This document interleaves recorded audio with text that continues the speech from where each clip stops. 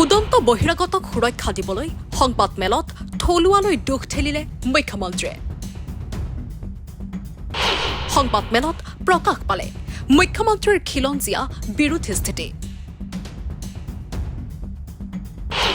সাংবাদিকলৈ আৰ্য নগৰৰ ঘটনাৰ দুখ ঠেলিলে মুখ্যমন্ত্ৰী হিমন্ত বিশ্ব শৰ্মাই। মুখ্যমন্ত্ৰীৰ মতে আৰ্য নগৰৰ ঘটনাৰ মূল জগৰীয়া এগৰাকী সাংবাদিক। মুখ্যমন্ত্ৰীৰ ভাষ্য, এজনৰ বাবে বেয়া হৈ নাযায় বিহাৰী জাতি। অসমীয়া হ'বলৈ দীঘলীয়া চৰ্তও বান্ধি দিলে হিমন্ত বিশ্ব শৰ্মাই। সৌহিদিনা আৰ্য নগৰত সংঘটিত হয় ৰাজ্য কঁপাই যোৱা ঘটনা। গুৱাহাটীৰ মাজমজিয়াত অসমীয়া লোকক প্ৰহাৰ কৰে বহিৰাগত বিহাৰীয়ে। অবৈধ গাঞ্জা বেপাৰক লৈ আৰম্ভ হোৱা সংঘাতত আৰ্য নগৰত অসমীয়া গো বেগ ধ্বনি দিয়ে একাংশ বিহাৰী সম্প্ৰদায়ৰ লোকে, য'ত আগভাগ লয় বিজেপিৰ নেতা আলোক ত্ৰিপাঠীয়ে। আলোক ত্ৰিপাঠীৰ নেতৃত্বত হাতত বেট লৈ গুণ্ডা বাহিনীয়ে তাণ্ডৱ চলাই আৰ্য নগৰৰ ৰাজপথত। গুণ্ডা বাহিনীৰ হাতত আহত হ'বলগীয়া হয় সাংবাদিকো। উক্ত ঘটনাক কেন্দ্ৰ কৰি সমগ্ৰ ৰাজ্যতে সৃষ্টি হয় চাঞ্চল্যৰ। ঘটনাৰ পিছৰ দিনটোত আৰ্য নগৰত সমবেত হয় জাতীয়তাবাদী দল সংগঠন। বিহাৰীৰ খিলঞ্জীয়া বিৰোধী স্থিতিক লৈ জাঙুৰ খাই উঠে সকলো লোক। কিন্তু এই সকলোবোৰৰ পিছতো উক্ত ঘটনাত জড়িতসকলৰ বিৰুদ্ধে কোনো ব্যৱস্থা গ্ৰহণ নকৰিলে অসম চৰকাৰে। ব্যৱস্থা গ্ৰহণটো দূৰৰ কথা। আজি সংবাদ মেলত অসমৰ মুখ্যমন্ত্ৰীৰ খিলঞ্জীয়া বিৰোধী স্থিতিহে ওলাই পৰে। মুখ্যমন্ত্ৰী হিমন্ত বিশ্ব শৰ্মাৰ ভাষ্য, আৰ্য নগৰৰ ঘটনাটো এটা চান্দা তোলাৰ ঘটনা আছিল। এজনৰ বাবে বেয়া হৈ নাযায় বিহাৰী জাতি। ঘটনাটোৰ যিজন মূল নায়ক তেওঁ কোন হয়?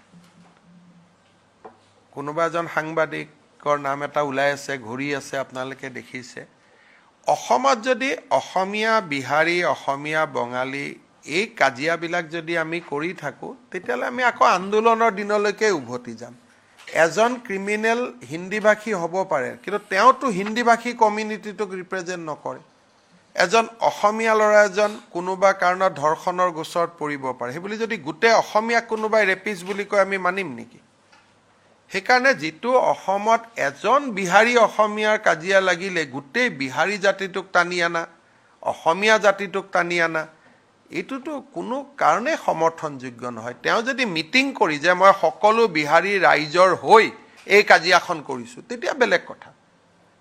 কোনোবা এজনৰ উপাধিটো তিৱাৰী হ'লে তেওঁ গোটেই হিন্দীভাষী মানুহৰ প্ৰতিনিধি বুলি কেনেকৈ গম পোৱা যায়?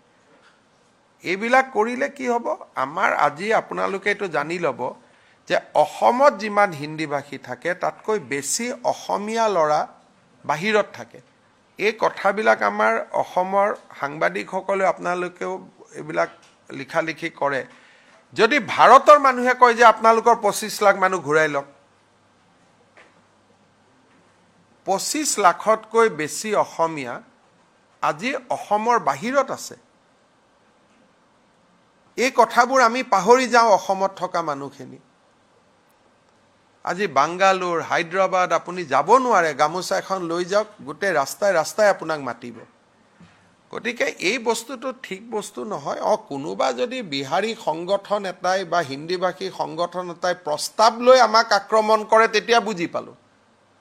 দুজন ক্ৰিমিনেলৰ কাজিয়াটো অসমীয়া বিহাৰী কেনেকৈ হ'ব পাৰে? তেতিয়া অসমীয়া কাজিয়া গিলে আমি কি বুলি ক'ম? তেতিয়া ক'ম এইটো কলিতা আৰু বামুণৰ ফাইট, যদি দুজন কলিতা আৰু বামুণ হয়।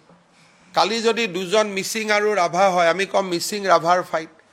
এইটোতো বহুত সৰু ৰাস্তাত, আৰু এইবিলাকত আটাইতকৈ বেছি চলায় কোনে চলায়?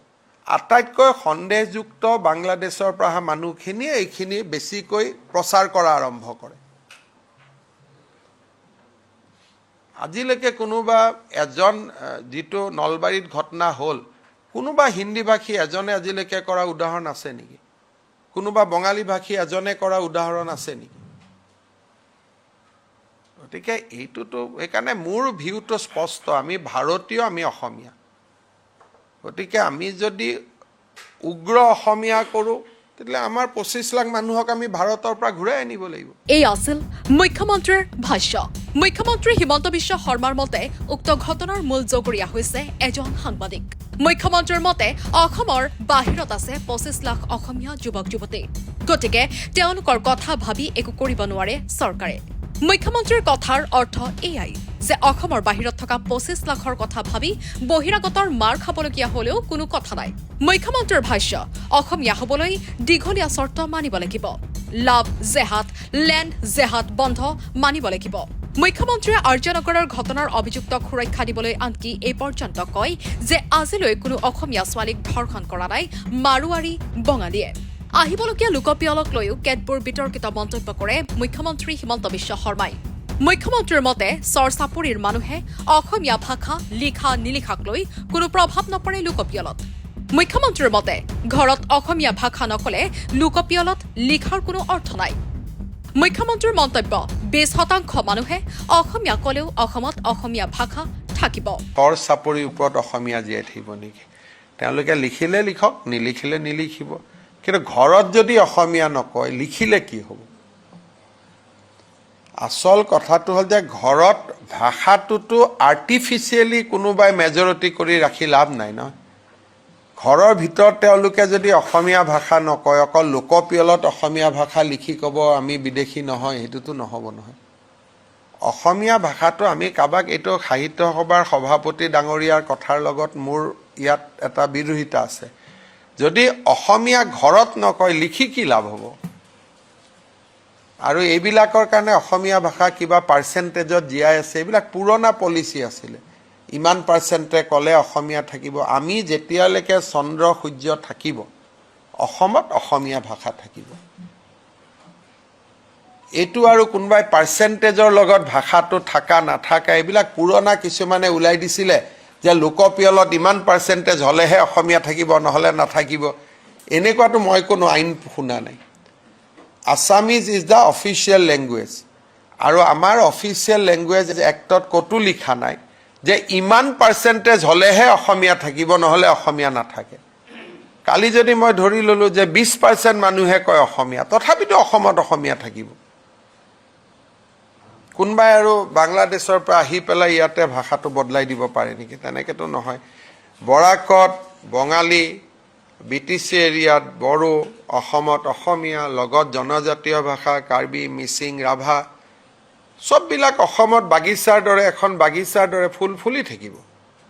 ইয়াত আৰু কোনোবাইতো ক'ৰ পৰা এইটো হিচাপ আহিলে ময়ো নাজানো, কিবা চেঞ্চাছত এনেকৈ ক'ব লাগিব, তেনেকৈ ক'ব লাগিব, নকলেই বা তাৰ পৰা আমাৰ কি ক্ষতি হ'ব? এইবিলাক হ'ল তুষ্টিকৰণৰ একোটা ৰাস্তা। শুকুৰবাৰে মালিগাঁৱত গছ বাগৰি ছোৱালী এগৰাকীৰ মৃত্যু হোৱাক লৈও মন্তব্য কৰে মুখ্যমন্ত্ৰীয়ে।